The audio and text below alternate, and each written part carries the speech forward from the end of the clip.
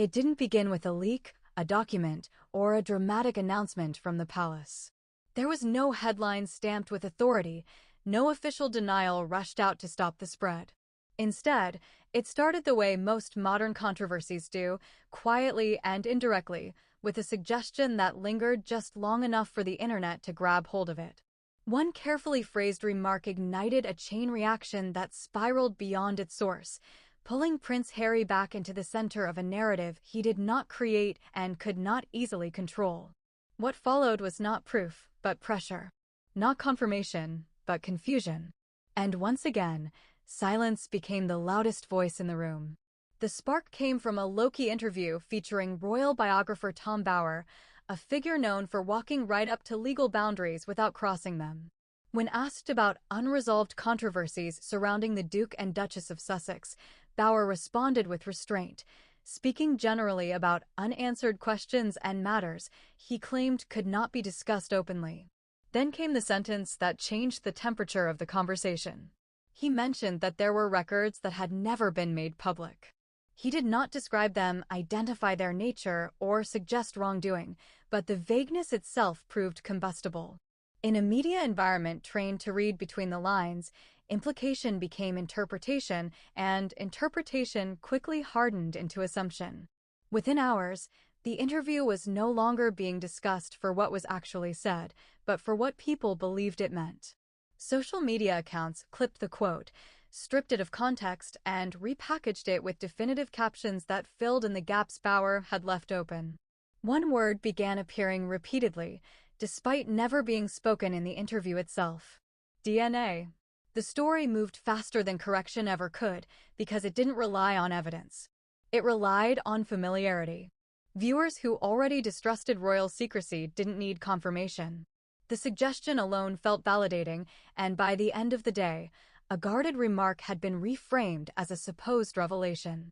What gave this speculation traction was not Bower's comment alone, but the unresolved debates that had existed long before it. From the moment Archie Mountbatten Windsor was introduced to the public, critics had questioned the level of privacy surrounding his birth and early months. Deviations from royal tradition, such as the absence of a signed easel notice and limited medical detail, had been discussed for years. None of this constituted proof of anything, but it created an atmosphere where unusual could be reframed as suspicious. When Bower hinted at unseen records, those old questions resurfaced instantly, now welded to a new and far more sensitive implication. As the story spread, online commentators did what institutions often fear most. They began assembling narratives. Timelines were constructed. Appearances were slowed down and reanalyzed. Hospital procedures were debated with absolute confidence by people far removed from the facts. Each post claimed to answer questions the palace had never publicly addressed, even when those questions had no official basis. This was an investigation in the traditional sense. It was collective storytelling, driven by repetition and reinforced by algorithms that reward certainty over caution. The rumor didn't grow because it was proven. It grew because it was shared. Inside royal circles, according to commentators familiar with palace protocol, the reaction was divided. One side argued that any response involving a child would be reckless, warning that denial itself could be framed as confirmation that something existed to deny.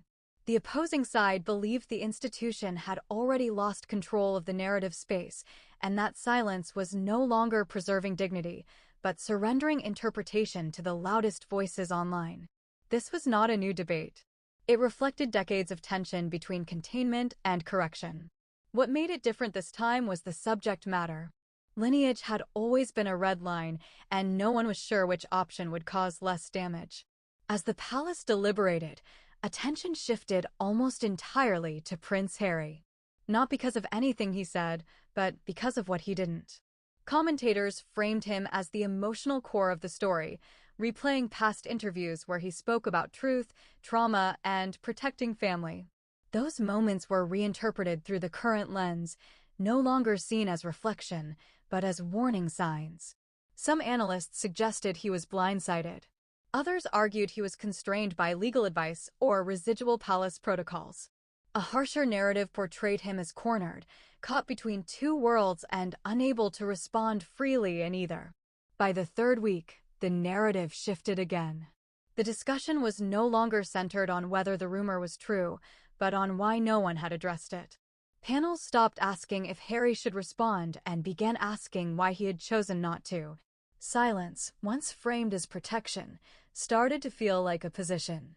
Even supporters found themselves defending the absence of a statement, while critics treated it as evidence of avoidance. The story no longer needed new information. It fed entirely on reaction, repetition, and the uncomfortable weight of unanswered questions. Mainstream British outlets approached the story cautiously, often avoiding the allegation itself while discussing the reaction to it. This distinction allowed the narrative to spread without formal endorsement.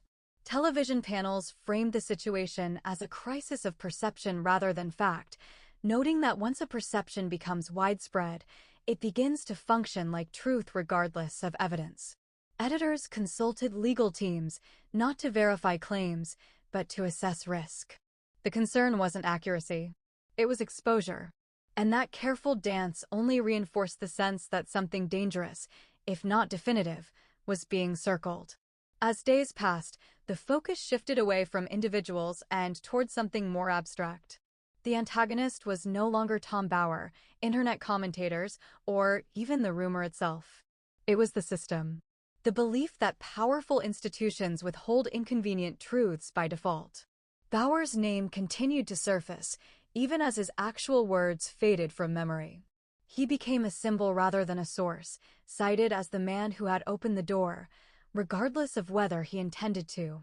In this framing, the specifics mattered less than the feeling that transparency had once again been denied. Lost beneath the noise was the human dimension. This was not an abstract debate about protocol or optics. It was a father watching speculation about his child circulate unchecked. Supporters argued that refusing to engage was the only responsible option, protecting a child from public scrutiny. Critics countered that responsibility also included stopping harmful narratives before they took root.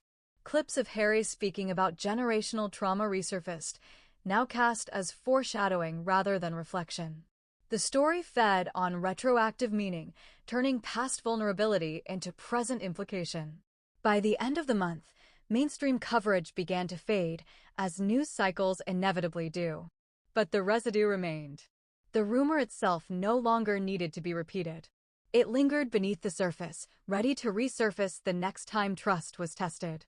For Prince Harry, the impact was subtle but cumulative. He emerged framed as reactive rather than decisive, constrained rather than commanding. Supporters saw restraint and care. Critics saw surrender. Both interpretations existed simultaneously, unresolved and quietly corrosive. What unsettled Palace insiders most was how familiar the trajectory felt. Initial dismissal. Strategic silence. Gradual loss of narrative control. They had seen it before. The difference this time was the boundary that had been crossed. Children had always been considered untouchable territory. Seeing that line breached, even rhetorically, suggested that old assumptions about restraint no longer applied in the digital age. Silence was no longer read as dignity. It was read as ambiguity. And ambiguity, once attached, is difficult to remove. This story ends without proof, denial, or resolution. A single implication became a narrative. A narrative became doubt. And doubt settled in the space silence left behind. In the modern monarchy, saying nothing no longer guarantees protection. It invites interpretation. When institutions refuse to speak, the public fills the void, not with facts, but with meaning. And once meaning hardens, reclaiming trust becomes exponentially harder. If you want deeper investigations into power, secrecy, and the stories shaping the royal future, subscribe, like, and share. Because when silence becomes the message, the story is already out of your hands.